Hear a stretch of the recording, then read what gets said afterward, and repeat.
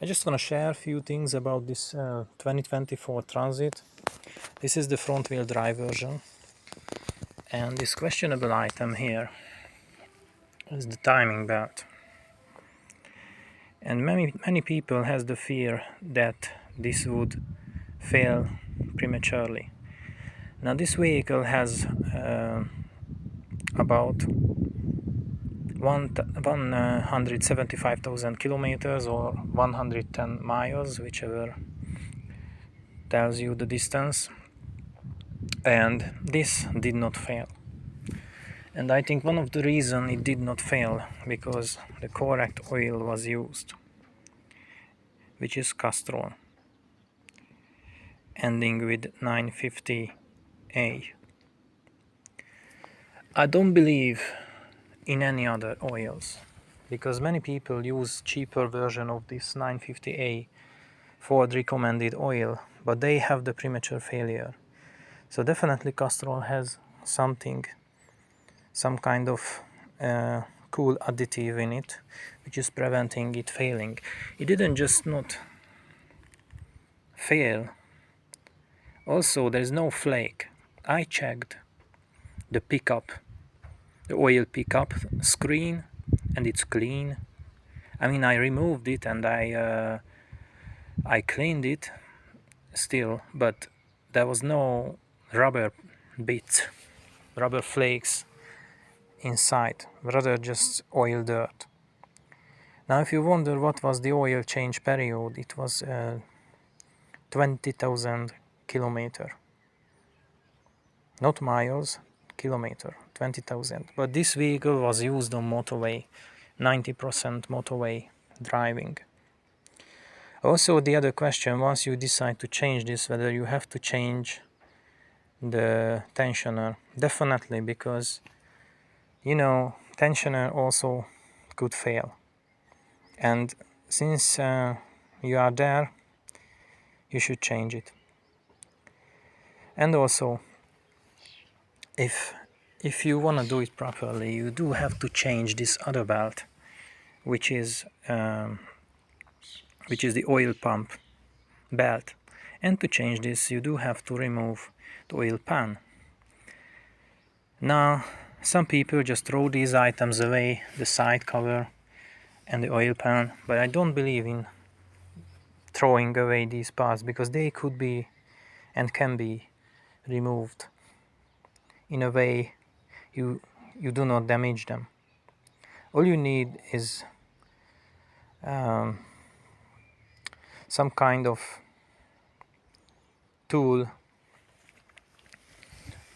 which you can put through here, like a knife, but not as sharp, such as a scraper, which doesn't have the corner. It's rather bending at instead of cornering. You put it through here and you sort of just cut between the silicone, the engine and the cover. Between the engine and the cover, you cut the silicone. You go around, you remove enough items around this cover. And the other thing,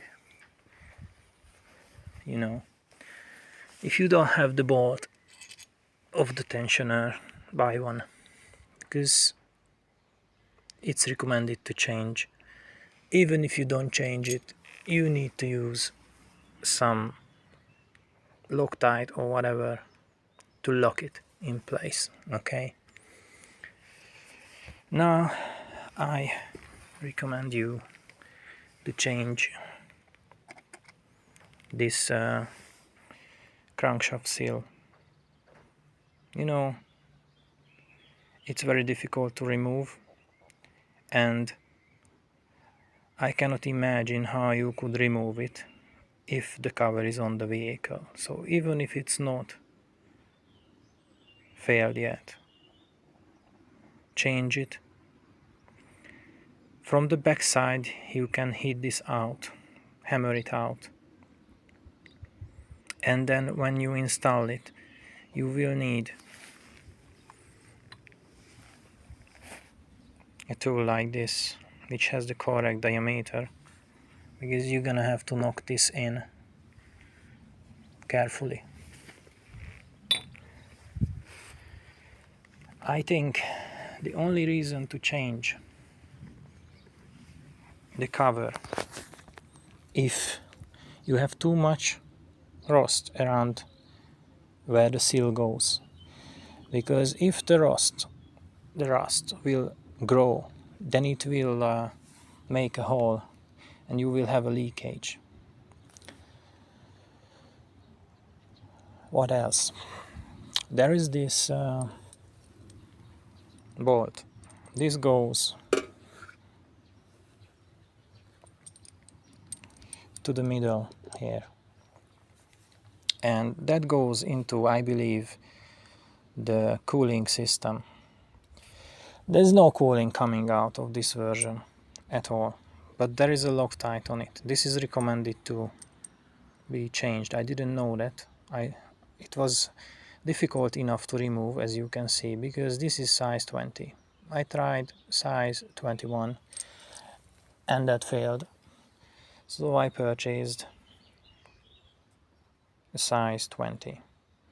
If you don't have it, go and buy one, because this is really hard to remove. Really hard. I mean, you will see. This is the crankshaft main bolt, okay? This must be changed and torqued. So definitely, if you don't have this, go and buy one. Now that tool over there, that's the timing tool. And this funny something, this one, goes to the camshaft. So one cam, first cam, second cam, and as you can see, this is designed so that you can slip the belt on the sprocket, because this is cone shaped. If you don't use this tool,